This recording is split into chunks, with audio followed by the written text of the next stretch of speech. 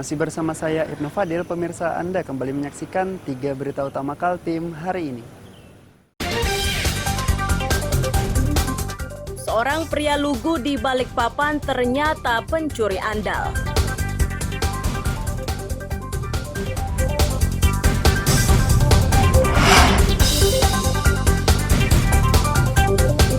Gas melon murah di Gunung Samarinda, Balikpapan diminati warga.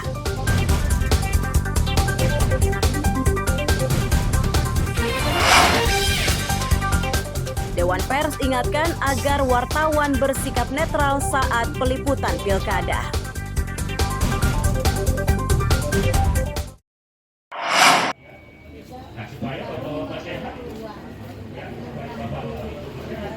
Seratusan masyarakat mulai dari lanjut usia hingga yatim piatu di Kelurahan Bugis, Kecamatan Tanjung Redep, Kamis siang menerima bantuan sosial uang atau BSU dari Dinas Sosial.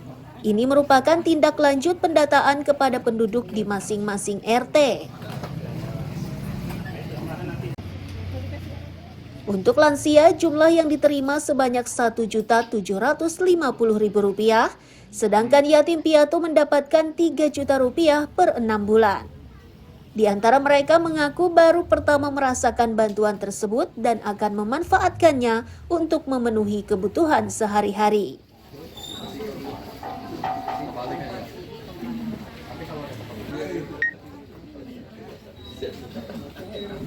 Nah, berapa, Pak? 17. Nah, sebelum lebihnya kuliah di nggak tahu apa itu. Oke. Nah, sebelumnya Pak, penerimaan BLT ini apakah Bapak sering terima rutin tiap tahun atau tiap bulan, Pak? Barusan ini, Pak. Berarti Bapak selaku penerima baru, Pak? Iya, penerima baru. Oke. Sebelumnya didata oleh siapa, Pak? RT dulu. Pak RT. Nah, Bapak masuk kriteria karena apa nih, Pak? Apakah karena Hasil masuk tidak kerja sudah. berarti cukup terbantu Pak dengan BLT ini, Pak? Iya.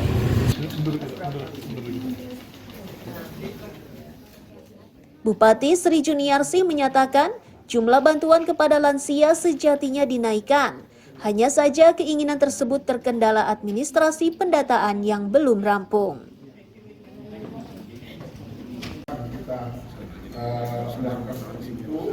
Dana ini diterima oleh orang dan tepat sasaran, ya.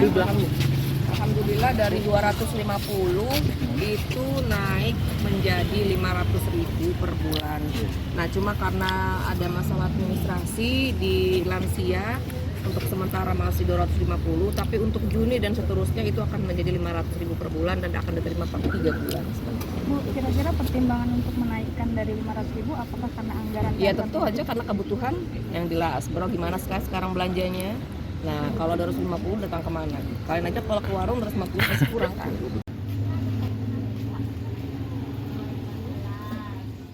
Penyaluran serupa berlangsung di 10 kelurahan di kecamatan terdekat.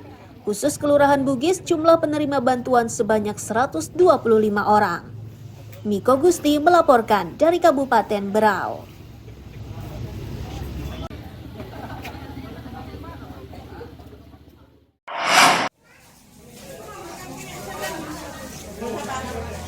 Warga korban banjir di Samarinda Utara Kamis siang diberi bantuan berupa sembako dan obat-obatan. Mereka ini berasal dari Kelurahan Tanah Merah, Sungai Siring, Lempake, dan Sempaja Timur.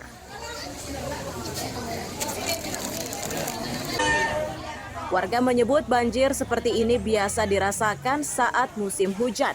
Dampaknya mereka tidak bisa beraktivitas. Bantuan semacam ini sangat dibutuhkan untuk meringankan beban mereka, terutama kelompok petani.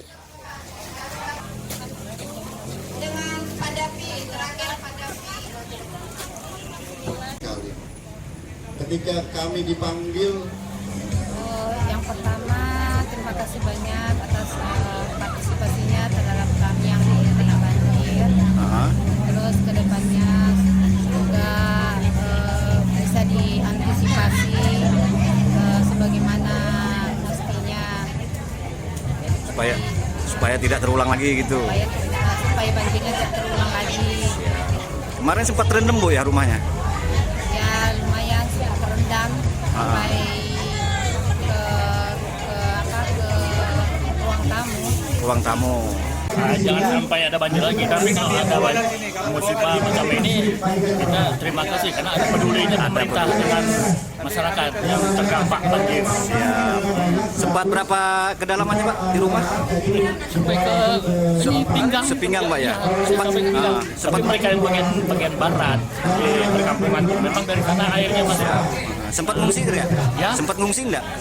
Enggak sempat ngungsi. Belum sempat masuk. Tapi sekarang udah surut ya? Sudah surut. Sudah mulai surut dia. Ya.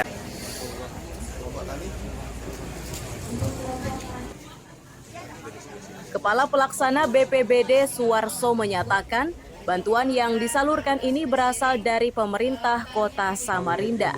Selain sembako, Pemkot juga menyalurkan bantuan pupuk.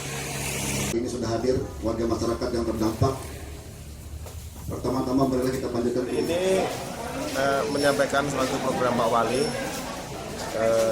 Kota Samarinda peduli korban banjir, khususnya di Kecamatan Samarinda Utara yang ada 4 kelurahan yang terdampak banjir dari hari Minggu kemarin pada tanggal 7 Juli 2024. Di samping kita distribusi bantuan sembako, kita juga menyampaikan bantuan untuk kelompok tani yang terdampak banjir itu kurang lebih 25 hektar itu terbagi 2 wilayah berupa obat-obatan dan pupuk.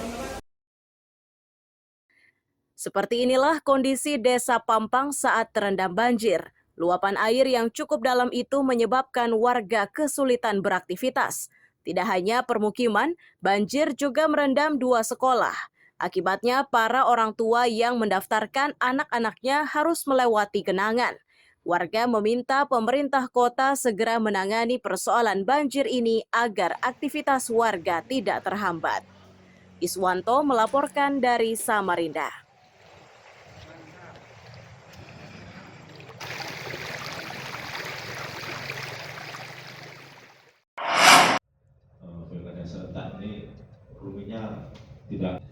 Dewan Pers menggelar seminar pemilihan kepala daerah atau Pilkada 2024 di salah satu hotel di Jalan Untung, Suropati, Sungai Kunjang, Samarinda, Kamis siang. Ini dinilai penting untuk menjaga netralitas wartawan sepanjang pelaksanaan pemilihan kepala daerah tahun 2024.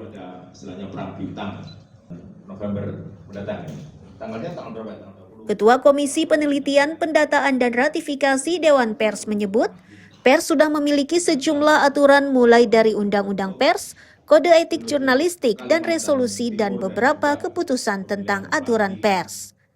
Aturan tersebut harusnya dijadikan pegangan dalam tugas peliputan maupun penerbitan berita.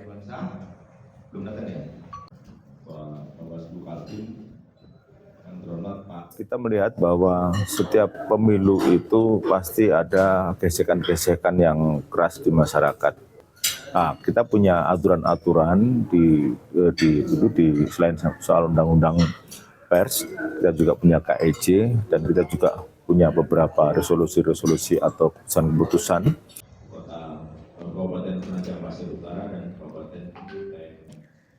Bagi wartawan, kegiatan yang digelar oleh Dewan Pers ini sudah tepat.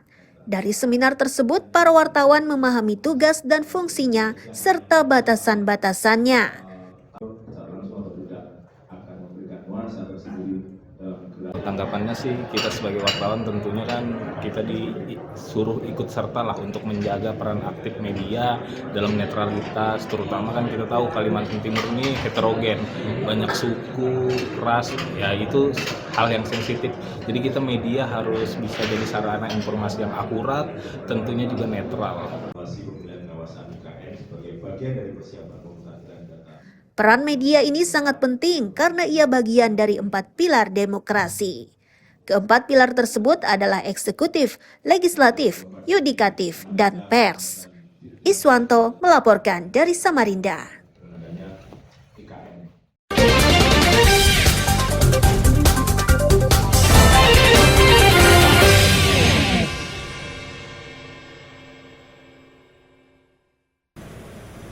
Pemirsa, berita tadi menjadi akhir kebersamaan kita pada pagi hari ini.